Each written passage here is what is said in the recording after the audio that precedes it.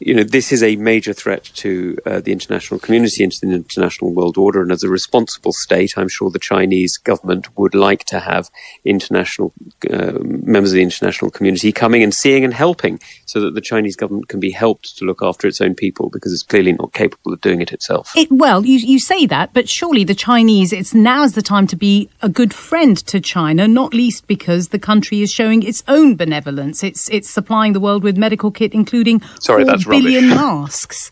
Sorry, that's rubbish. The Chinese government is not showing its own benevolence. The Chinese government is seeking But they are giving the rest of the world an awful lot of equipment that we need. No, they're not. That's like the arsonist riding on the fire truck and saying, look, I'm helping to put out the fire. They're not helping to put out the fire. They're seeking to exploit a situation that they found themselves in. And they are very often supplying very poor quality equipment. If you look at the stuff that's gone to Canada, the Canadian government have had to reject it. The stuff that's gone to the Netherlands, the same thing, they've had to reject it. In Italy, a lot of the kit has been found to be massively substandard, and actually most of the aid that's gone to Italy has gone from other European Union members. Okay. But the Chinese government are very good at using the propaganda of this rather than the reality.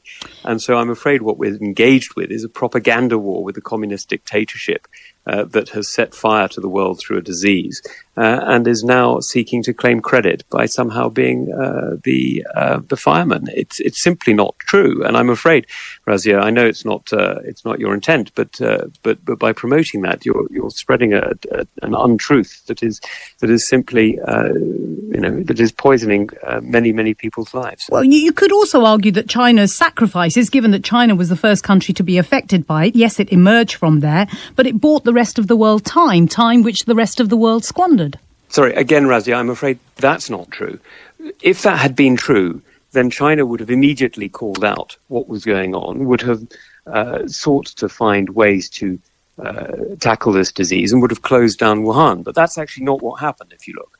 What actually happened is China arrested the scientists and the doctors who said what was going on, got them to recant in sort of Soviet show trial fashion in order to protect the reputation of the party, and then allowed everybody to go on holiday for the new year, putting their own people at risk and spreading the disease before they then closed down Wuhan. Okay. So I'm afraid it's simply not true that the Chinese government has behaved responsibly. The Beijing dictators have put their own people at risk, and the Chinese people have been made to suffer for the reputation of the party. Tom Tugendhat, Conservative MP who chairs Parliament's Foreign Affairs Committee. Thanks for joining us.